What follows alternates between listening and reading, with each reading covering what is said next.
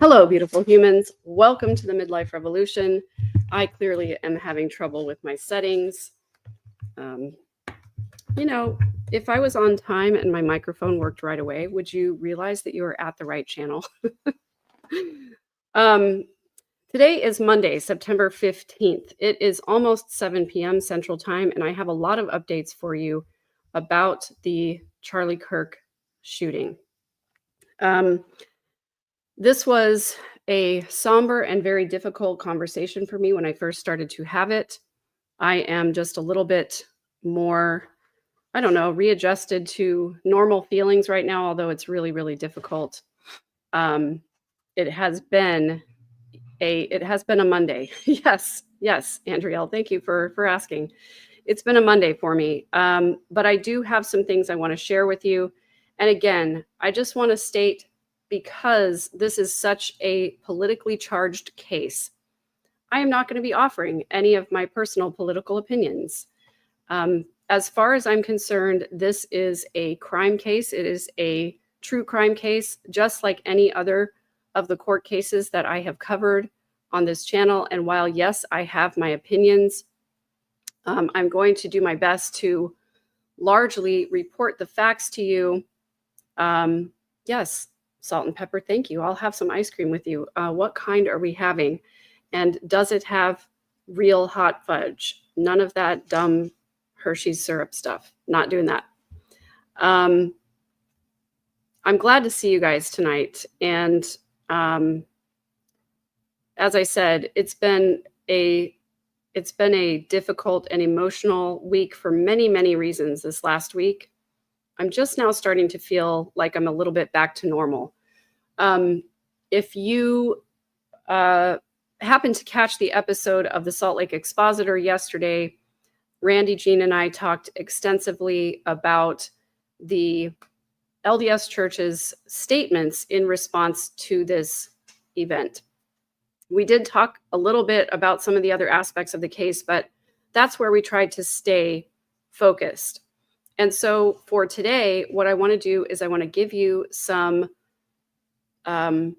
updates about the case and some really, really important things. First off the bat is that the Washington Post has issued an article that said that alleged Charlie Kirk assassin Tyler Robinson has confessed. Now, what they have are some messages that were sent in in a group of Tyler's Discord server.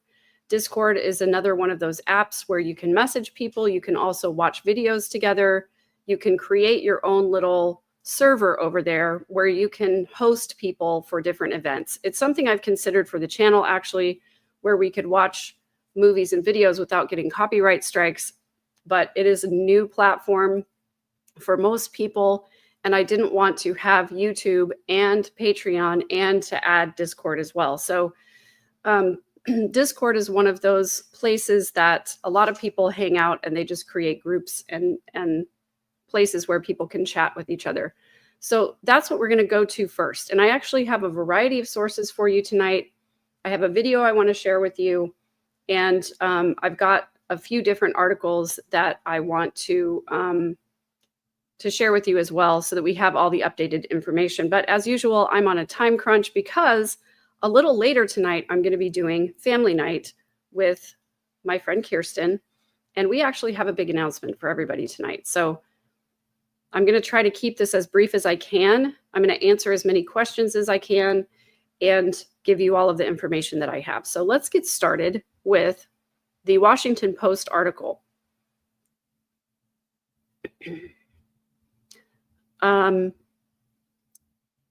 So this is, now I also just do want to say, actually, before we go to the article, the first video that I did about this situation, I was reluctant to call this an assassination because we didn't really know a lot of the details yet. We didn't know the motive of the shooter. We still don't know exactly the motive of the shooter. We know a little bit more now. But I didn't want to use inflammatory language when it was not warranted. I think at this point, we can call this an assassination. I think at this point, it's clear that there was one target and that the individual who fired the weapon had one target and one goal in mind, and it was just that one person who was being targeted. So I feel comfortable now calling this an assassination.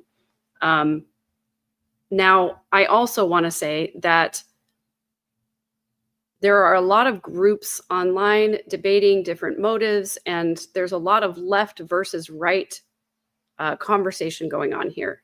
I would like to stay focused on the fact that this was one person acting alone against one other person who, was just at a college campus doing a political rally.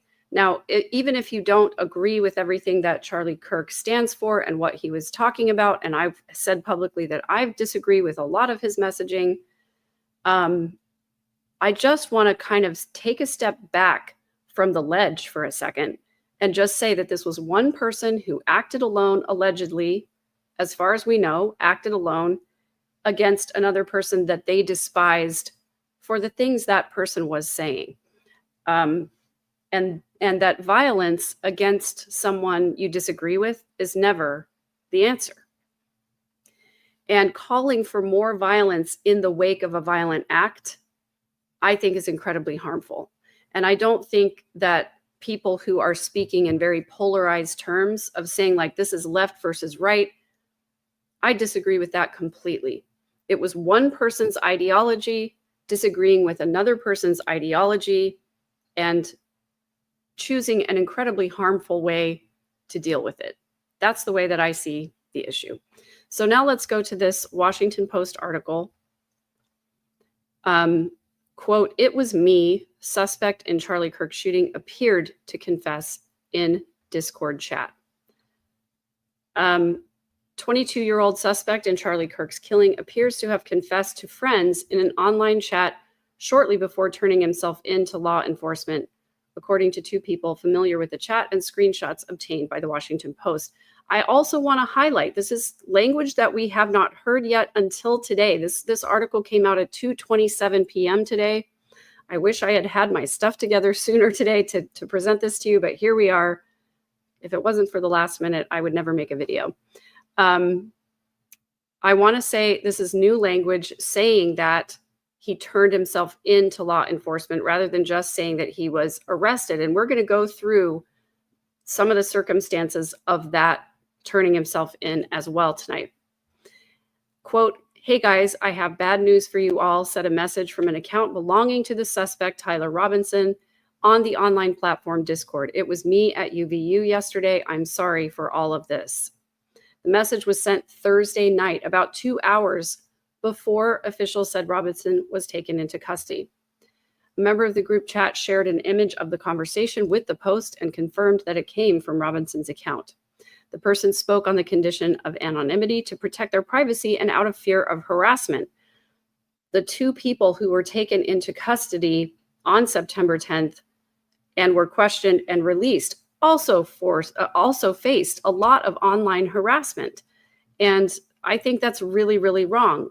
And that's one of the reasons I don't like to be the breaking news person. I like to just take a minute and consume some more sources and do some more research and find out what's really going on before we start labeling people as suspects or whatever. Discord provided a copy of the message with the confession to authorities, according to a person familiar with the company's interaction with law enforcement. The person spoke on the condition of anonymity because they were not authorized to publicly discuss details of the investigation. The message was sent from Robinson's account to a small private group of online friends, the person said. Discord is working closely with the FBI and local authorities, providing information about Robinson's online activities on the platform, the person added. Discord has said that an internal investigation found, quote, "no evidence that the suspect planned this incident or promoted violence on Discord." The Utah County Sheriff's Office referred the Post to the Utah Department of Public Safety, which did not respond to a request for comment. Spokespeople for the Utah DPS, as well as for the FBI and the Department of Justice, declined to comment. And that, again, that's pretty common in an ongoing investigation. So there's more in this article, but there are a couple things I want to comment on, but I don't want to read because it's mostly just repeating some of the same things that we already know. But I will address this. Utah Governor Spencer Cox said over the weekend that Robinson's motive is still under investigation, but that the suspect appears to have held a leftist ideology. Again, I think that's a really harmful thing for a governor of a state to say, because there are some things that might point in that direction. But to definitively declare that, I think is harmful because it just stirs up more rancor and it stirs up more, you know, division between left and right. So yes, we know that it's been said that Tyler became more political in recent years. It's also been said that he possibly has a roommate who is transgender, and that might have prompted him to have ill feelings towards Charlie Kirk, who is openly very, very against LGBTQ lifestyle, and particularly transgender individuals. So I don't think that it's okay for the governor of Utah to say that he appears to have had a leftist ideology when there's already a lot of inflammatory discussion online. And one of the websites that I continue to follow is the Avow website, A Voice of Warning. That's the website where allegedly Chad and Lori first met each other behind a paywall in a discussion group. They have been labeled as a violent group, and they continue to fearmonger and warmonger in the Avow group. And one of my channel members regularly sends me their email updates, and the email update from today from the Avow website says the title of it is Civil War Mentions Surge Online After the Kirk Assassination. And it shows this little diagram where mentions of Civil War online were below 50,000, even really probably below 10,000. And then on the day of the day after the assassination on September 11th, the mentions online shot up to over 200,000 mentions of Civil War on X, which again, take that platform for what you will. It definitely has a certain audience. It definitely has a certain, people who engage on that platform. Just not saying one way or the other what's happening with the term Civil War. I think this is harmful, again, to put this out and say discussions of Civil War have spiked all over X. Well, we don't know what people are saying about Civil War. They could be saying, let's not have a Civil War. Let's not let this turn into Civil War. But what sells today is, discussions of Civil War are on the rise. Well, that's true, but we don't have any information from this particular source about what's being said about it. However, I know Avow to be a fear-mongering, war-mongering website, and this is what they say. Minutes after the shooting of the right-wing influencer Charlie Kirk in Utah on Wednesday, calls for civil war began appearing online. Now, I'm not showing my screen on this because the person who sends me this wants to remain anonymous. The term civil war was mentioned on Wednesday more than 129,000 times on the social platform X, according to analysis by the New York Times. Surprises me that Avow is willing to listen to the New York Times, but there's another thing. On Thursday, it was mentioned at least 210,000 times. That was up from a daily average of around 18,000 in previous months. The talk of civil war came largely from Republican lawmakers, right-wing media personalities, and conservative podcasters, according to a review by the Times. Some questioned whether America was already engaged in a civil war over its values, while others called for violence after Mr. Kirk's death. So I'm not going to say any more about what Avow said about that, but just to say that there is a huge group of individuals who favors the idea that there is going to be a civil war at some point. I personally don't ascribe to that. And I think that at any point, any one of us can opt out of that conversation and not have it. We don't need to turn this into a left versus right debate. It can just be what it is, what I think it is one person against another person's ideology. It doesn't need to be us against them. It doesn't need to be right against left. I have a video on my channel, which I highly recommend, called It's Not Black and White. There's so much gray area. And if we keep talking to each other as individuals, as human beings, then we can get away from this polarizing conversation that I think is incredibly harmful. We don't need to participate in the rhetoric that goes on between extreme leftists and extreme rightists.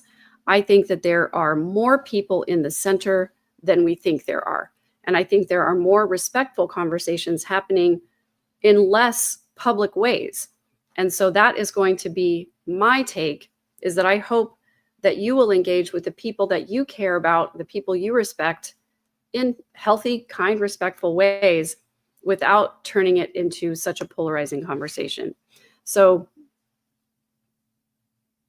that's what I'm going to say about that for right now.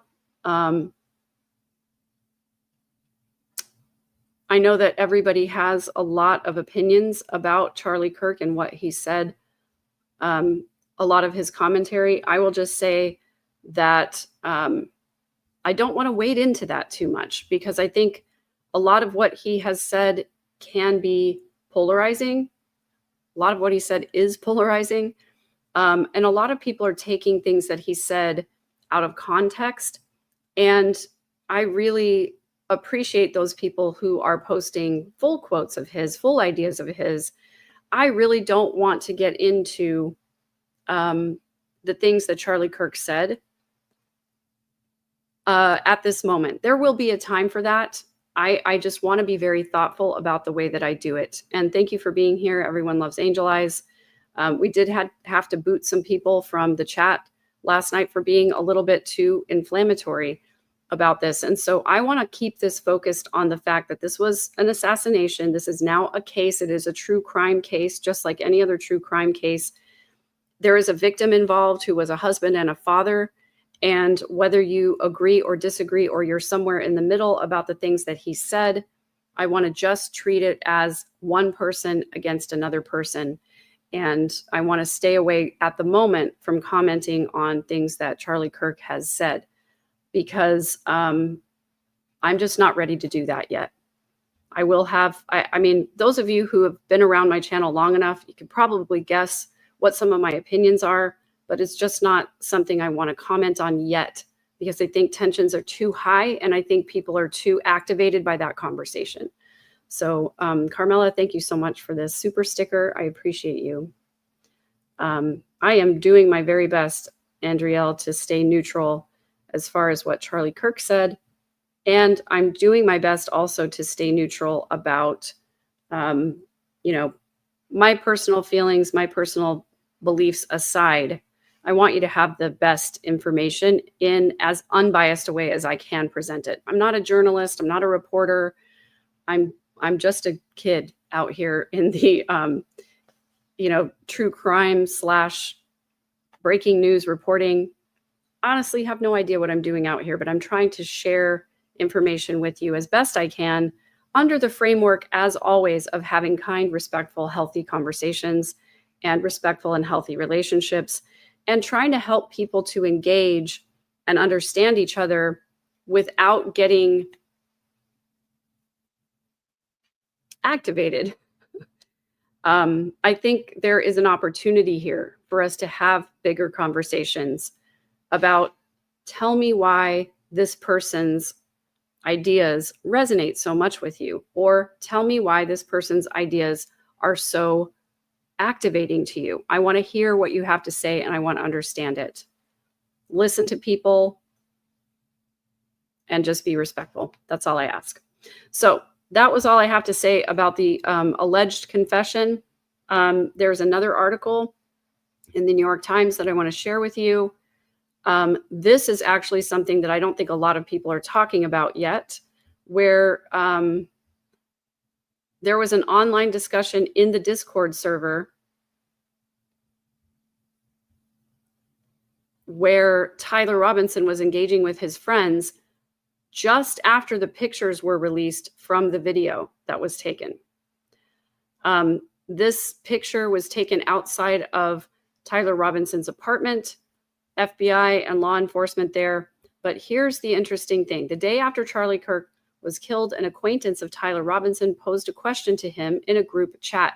The FBI had just released 2 grainy surveillance images of a skinny young man in a cap and sunglasses walking in a stairwell on the Utah Valley University campus and had asked for the public's help in identifying the suspect. Tagging Mr. Robinson's username on Discord, a message platform, the acquaintance attached the images and wrote, quote, WYA, which means where you at, with a skull emoji, suggesting that Mr. Robinson, 22, looked like the man being sought. Mr. Robinson replied within a minute. His, quote, doppelganger, he wrote, was, quote, trying to get me in trouble. And then this message from the other user, Tyler K. Charlie, with 4 exclamation points. Another user wrote, apparently in jest. That was on Thursday afternoon around 1 p.m. local time. It was not until later that night, nearly 34 hours after the shooting, that Mr. Robinson was arrested. I will say turned himself in, maybe unwillingly, but we'll get into that in just a minute, on suspicion of carrying out the assassination. I'm going to go down to more of these messages.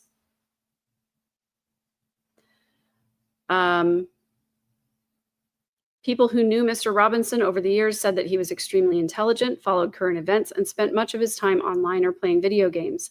He was registered to vote, but was not affiliated with a political party and appeared to have never voted in an election.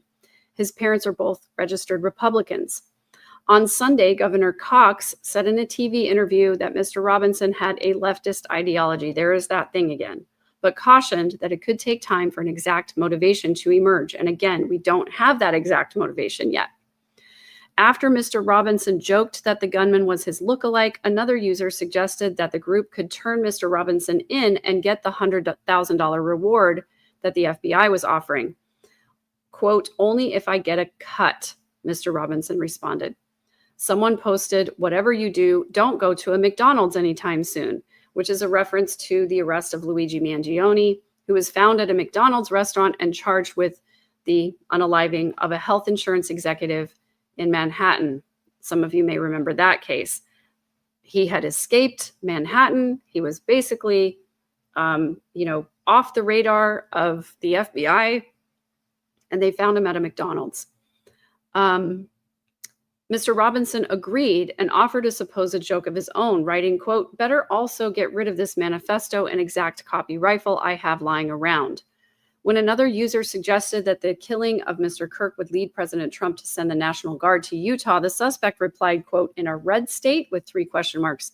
Nah, clearly the shooter was from California.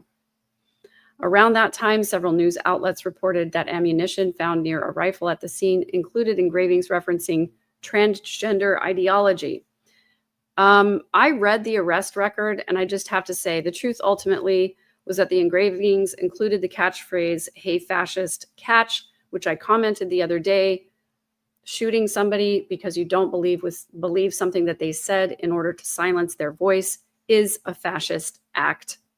And then there were some lyrics, Ciao Bella, an anti-fascist Italian folk song that was used in World War II. And then a reference to a meme about a, quote, bulge. But at the time, before the exact phrasing of the engravings was publicly known, the suspect sent messages that suggested he was closely following the news. Quote, I heard the ammo had something about trans stuff on it, but they aren't releasing photos or exact quotes, he wrote. He added, quote, and also the claim wasn't backed by the official FBI, just some dude in the briefing room. So,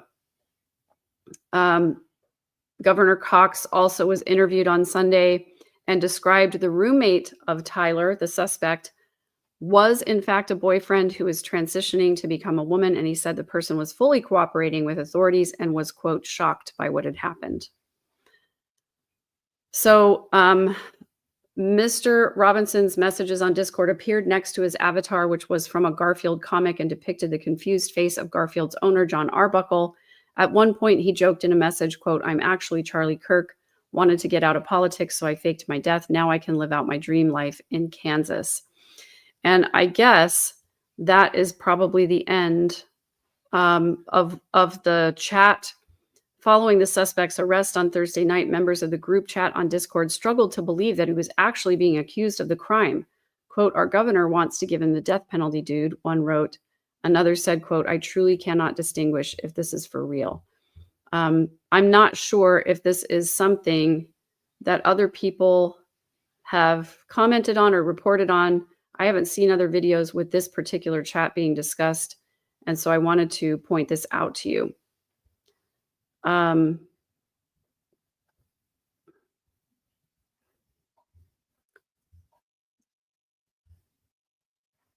Yeah, so this has been difficult for a lot of people, guys, me included.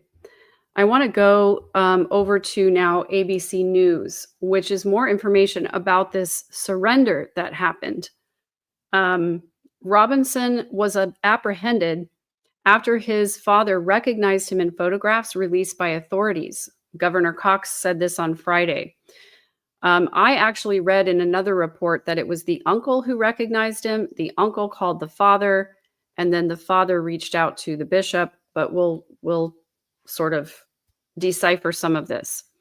You can see in the lower right corner of this some of the footage from the campus that day, and that's just an autoplay thing that's happening. So I just wanted to let you know that's what's playing down there while I'm reading this.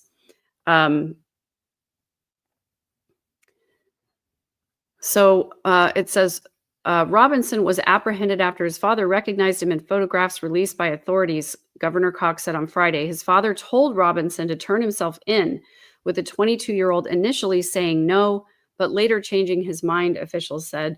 And the other report that I read said that he had told his father he would rather unalive himself than turn himself in, but apparently, according to this, he changed his mind. Just before 10 p.m. on Thursday, Robinson, his father, and a close friend who previously worked in law enforcement, who is also a youth volunteer with a local Church of Jesus Christ of Latter-day Saints, drove together. Now, I will say my speculation is that this person was their bishop, because the bishop is not only the sort of in charge of the LDS congregation, but the bishop also is the head of the men's youth organization for men who are from the ages of 12 to 18. And it's very possible that when Tyler was attending church with his family, that this individual was his youth leader. And if he was also the bishop, it would make sense that his parents would ask the bishop for advice or for help in a situation like this that is so difficult for a family to go through. So that's my speculation. I don't know that for sure. So basically, Robinson, his father, and this close friend, who I'm going to guess was the bishop, drove together from Washington, Utah to the Washington County Sheriff's Office in Hurricane. It says Hurricane, Utah, but in Utah they pronounce it Hurricane. Washington County Sheriff's Office in Hurricane, according to Sergeant Lance Alfred, a spokesperson for the sheriff's office. During the drive, the family friend called the personal cell phone of the Washington County Sheriff's Office Patrol Division Chief to report that the suspect was about to turn himself in. Alfred told this to ABC News.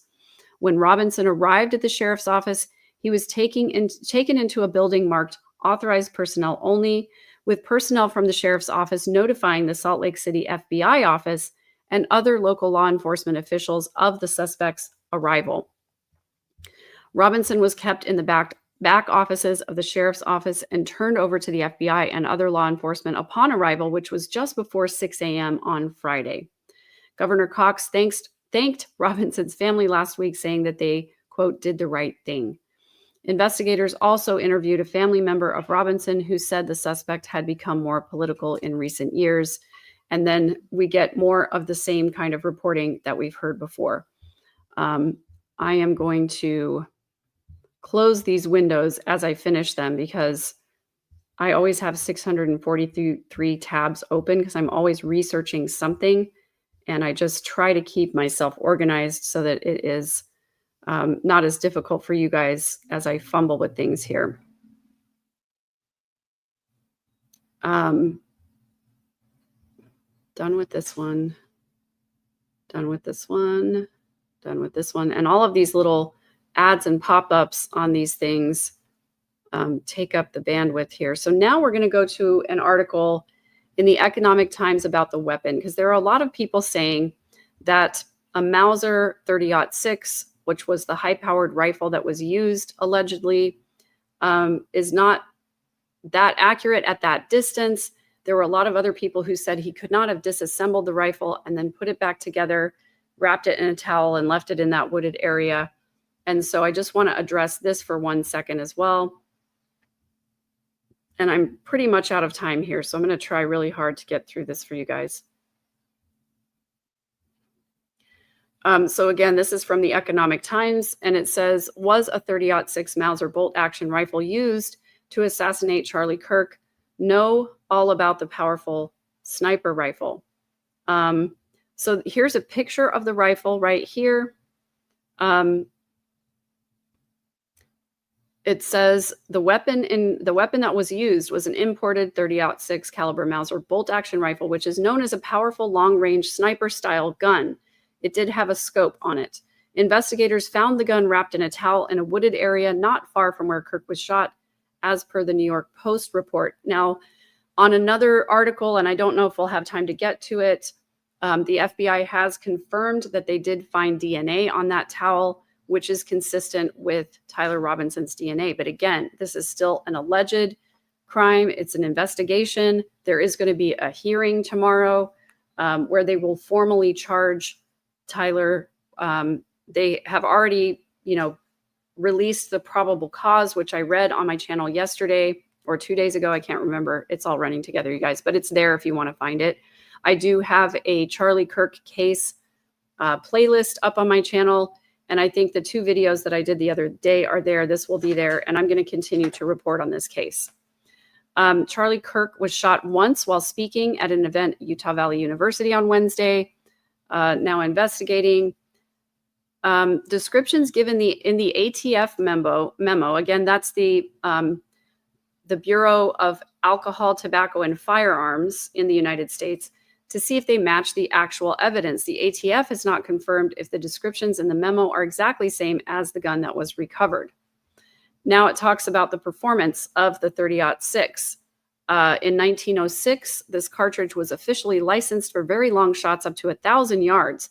The first version, called the M1906, had a 150 grain flat base bullet with a cupronickel jacket. I think that's how you say that. After World War I, the U.S. Army wanted stronger and more accurate bullets for long-range machine guns. Based on reports from Europe, they introduced a 173 grain boat tail bullet, called the M1 ball cartridge. The 30-06 was more powerful than the Japanese compatible gun, and the new M1 ammunition was far more accurate compared to the earlier round. So this is the rifle that was found. It has been used in long-range weaponry in the military for a really long time. Again, there are some people who speculate that you cannot disassemble and then reassemble that rifle. But if you look at the footage of the escape of the alleged assassin, it's clear to see the full-length rifle being put down on the roof and then swung over, and then the full-length rifle being carried away from the scene. And we'll look at that video here in just a second. But before we do that, I want to get to an article about the other piece of evidence that people are talking about, which is an alleged handwritten note that was found, or at least was spoken about. And again, thank you guys for being respectful of each other in the chat. And thank you so much to mods for helping out with that. This article is from Reuters, and it says the suspect accused of emming right-wing activist Charlie Kirk in Utah told another person in a text message before the shooting that he planned to unalive Kirk.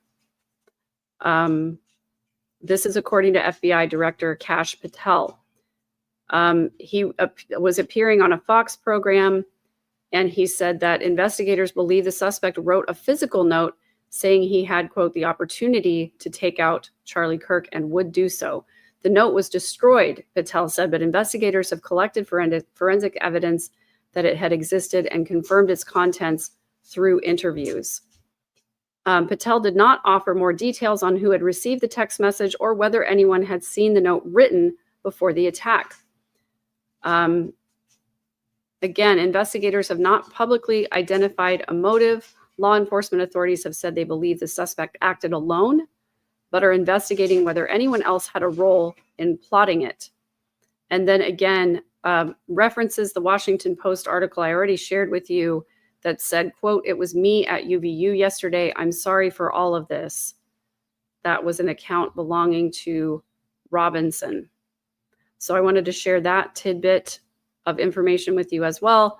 And now a break for a little bit of a plug.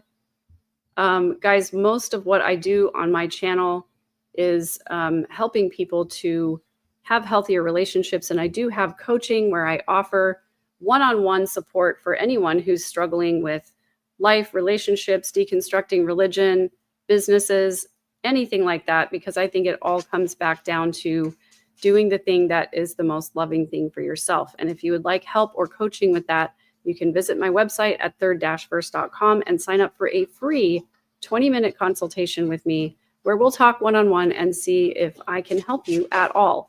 And it's one of the things I love the very most, helping my coaching clients, getting to hear your stories and to see where my experiences can help overlap with yours and give you some good ideas for how to move forward. Good to see you, McSpunky. Good to see so many of you guys in chat. I'm going to wrap this up super quick because I have another mom thing to do before I head on over to family night tonight with my friend Kirsten, which is going to be a much lighter hearted discussion than this one for sure. I just want to share this last quick video with you. This is from the Daily Mail. They basically retraced the shooter's escape route after he left the roof that night or that day. And that's what I'm going to share with you last over here. Give me 1 second.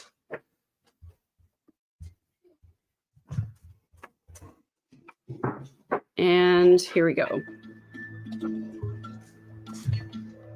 These are stairs. Okay, so I'm going to pause here just for a second.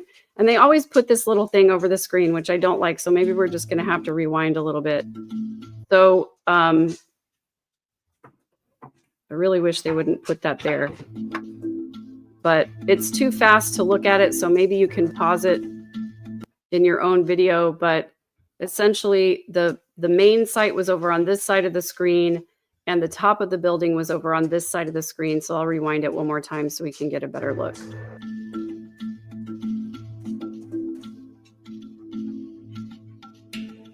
So this is actual footage of him coming off the roof. Tyler Robinson, you can see the long weapon at his side right here. He's going right there to cross the street. They're showing sort of the neighborhood and the wooded area. So he crosses the street there. There's the wooded area I believe they were discussing. And another building near the campus where now you're seeing first person view of him coming up the stairs and going behind this building through this construction site, which probably would not have been very occupied. Curious if he left some footprints there, because obviously dusty dirt there. And they did say that they found a footprint. I didn't know if that was a footprint that they found as he was jumping off the roof or something that he left there. Oh shoot, I forgot. I didn't share my screen with you properly. So give me 1 second and I'll put it back up here. And I can't see chat ever when I'm looking at it. So thanks, guys. I appreciate you. And also, Linjen2, thank you so much for this super chat. And I love seeing Yzma on there. That makes me happy for some reason. I can't really tell you why. All right, so let me do this again. Here we go.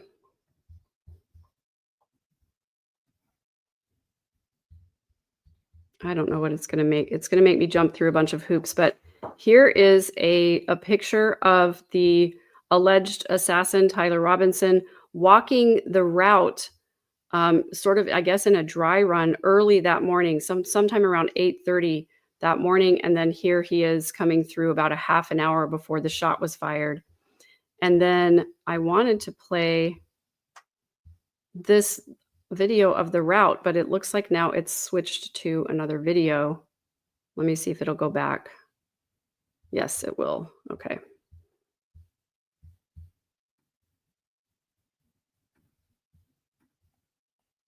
Give me 1 second. I'm going to play this and then I'm out.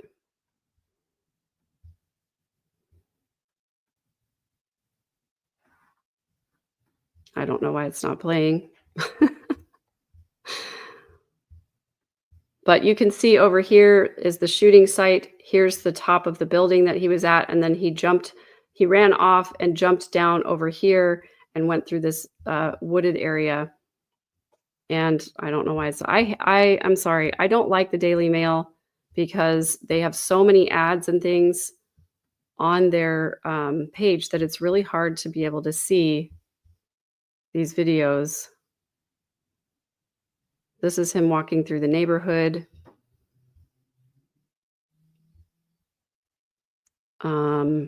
Yeah, so it looks like I'm not going to be able to play this for you guys again because I didn't click fast enough.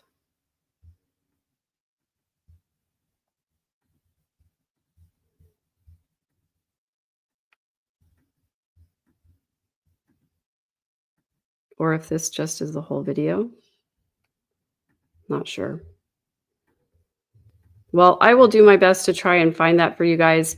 And I'm going to have an update for you tomorrow because, as I said, there is going to be a hearing tomorrow where they will formally charge him.